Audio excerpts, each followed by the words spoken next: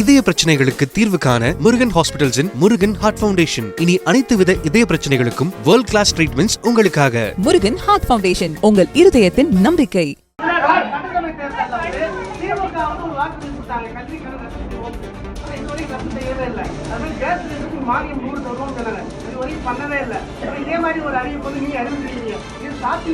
நாங்க சாத்தியமா இருக்கிற காரணத்துல தான் அறிவிக்கிறேங்க. இதை நீங்க கேட்கிற கேள்வி அங்க கேட்கணும், யாரும் கேட்கவே மாட்டேங்கிறீங்க. நானும் பல தடவை பாக்குறேன், தொலைக்காட்சியில் வரலாம், அவர் நடந்து போகும்போது முக்கியமான கேள்வி கேட்க மாட்டேங்கிறீங்க.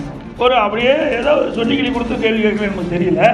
ஆனா இந்த கேள்வி அங்க கேட்க வேணும்.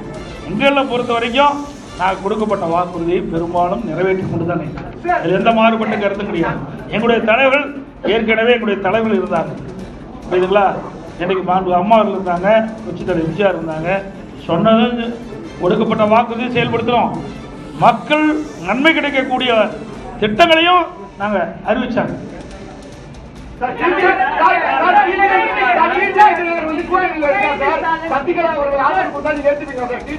சார் அதெல்லாம் ஏற்கனவே முடிஞ்சு போச்சு, அதை ஏன் திருப்பி பேசிட்டா சார்? நான் ஏற்கனவே தெளிவுபடுத்திட்டேன். திருப்பி கீழே விழுந்திருக்காடு மாதிரி கேட்காதீங்க. அதெல்லாம் ஏற்கனவே முடிந்து போன கதை, அதை திருப்பி பேச வேண்டிய அவசியம் இல்லை. உங்களுக்கு பத்திரிக்கை ஊடகத்துக்கு விறுவிறுப்பான செய்தி வேணும், அதனால சொல்றேன். இனி இது மாதிரி கேள்வி கேட்காதீங்க, நான் ஏற்கனவே தெளிவுபடுத்திட்டேன்.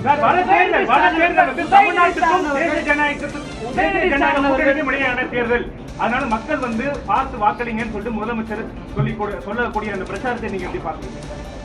ஏற்கனவே நான் சொன்ன ஒரு பொம்மை முதலமைச்சர், திறமையற்ற முதலமைச்சர், ஒரு கட்சிக்கு தலைவராக இருக்க திமுக தலைவர், அதுவே ஒரு வேதனையான விஷயம் தான்.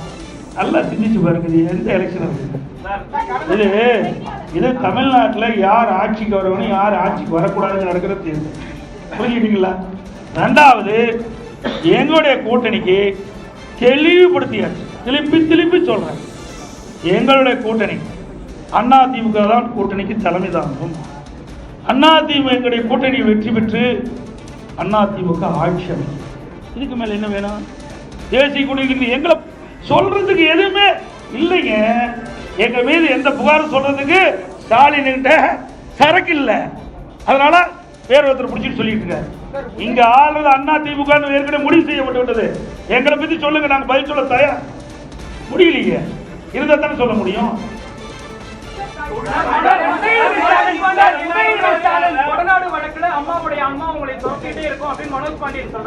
அதனாலதான் ஆன்மா துரத்தங்காட்டி தான் அங்க ஓடிட்டு.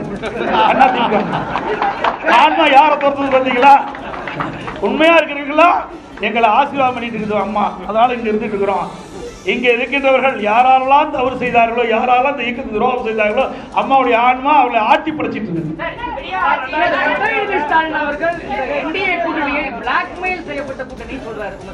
அவங்களுக்கு ஒரு வாய்ப்பு கொடுங்க.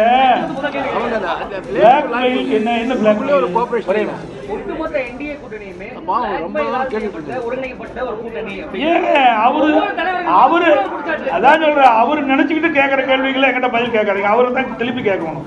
அண்ணா திமுக ஏன்னா ஒரு தேசிய அளவில் இருக்கிற ஒரு கூட்டு கட்சிங்க, புரிஞ்சுங்க. தேசிய அளவில் இருக்கின்ற கட்சி, தேசிய ஜனநாயக கூட்டணி நாட்டை ஆளுகின்ற கட்சி. அந்த நாட்டில் இவர் இருக்கார், ஸ்டாலினும் இந்தியாவுக்குள்ள தான் இருக்கிறார். தமிழ்நாடு ஒரு மாநிலம் தான்.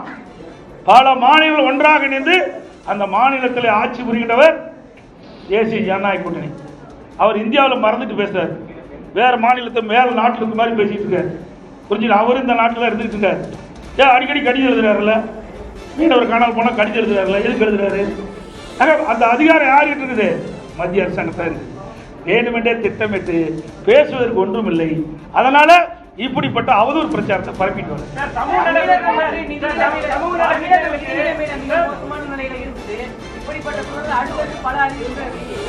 ஏங்க, நாங்க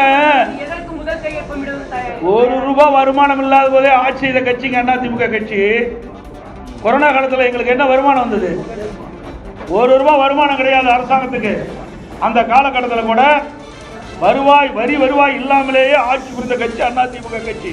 அதனால வருவாய் பெருக்கி உயர்த்தி நாங்கள் அறிவிக்கின்ற திட்டங்களுக்கு தேவையான நிதிகளை உருவாக்குவோம்.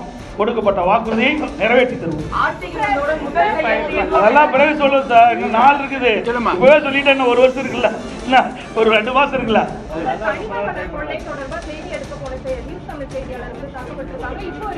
அதாவது எங்களுடைய கட்சி சேர்ந்தவர்கள் தாக்கப்பட்டவர்கள் நேரடியாக போய் ஆறுதல் சொல்லிட்டு மருத்துவமனைக்கே நேரடியாக போய் எங்களுடைய இயக்கத்தை சேர்ந்தவர்கள் அந்த பாதிக்கப்பட்ட நிருபர்களை சந்தித்து ஆறுதல் கொடுத்துட்டு இருந்தாங்க. நாங்கள் தான் ஏற்கனவே வன்மையை கண்டிச்சுட்டு இருக்கிறீங்க. நீங்கள் ஊடக நபர்களும் பத்திரிகை நபர்களும் அவர் தூக்கி பிடிச்சிட்டு இருக்கிறீங்க. அதனால தான் உங்களை அடிக்கிறாங்க. புரியுதா? தப்பாக நினைக்க வேண்டாம், யாரும் தவறாக நினைக்க வேண்டாம். அந்த கட்சி அப்படிப்பட்ட கட்சிங்க, திமுக கட்சி அப்படிப்பட்ட கட்சி. தயவு செய்து இனிமேலாவது உண்மை செய்தி வெளியிடுங்க. அன்போடு உங்களை வேட்டிக்கிறேன். உங்களுக்கு ஒரு பாதுகாப்பு கொடுக்குற கட்சி அண்ணா திமுக கட்சிங்க.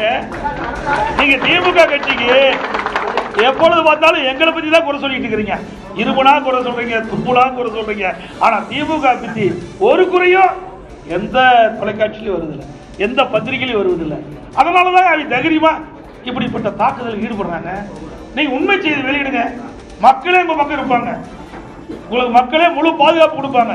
இருந்தாலும் அனைத்து இந்திய அண்ணா திராவிட முன்னேற்ற கழகத்தை பொறுத்த வரைக்கும் உங்களுடைய ஊடக நண்பர்களுக்கும் பத்திரிகை நண்பர்களுக்கும் நிருபர்களுக்கு எப்பொழுதும் பக்க பலமாக இருப்போம். அதில் எந்த மாற்று கருத்து கிடையாது. அனைவருக்கும் நன்றி, வணக்கம். இதய பிரச்சனைகளுக்கு தீர்வு காண முருகன் ஹாஸ்பிட்டல்ஸின் முருகன் ஹார்ட் ஃபவுண்டேஷன். இனி அனைத்து வித இதய பிரச்சனைகளுக்கும் வேர்ல்ட் கிளாஸ் ட்ரீட்மெண்ட்ஸ் உங்களுக்காக. முருகன் ஹார்ட் ஃபவுண்டேஷன், உங்கள் இருதயத்தின் நம்பிக்கை.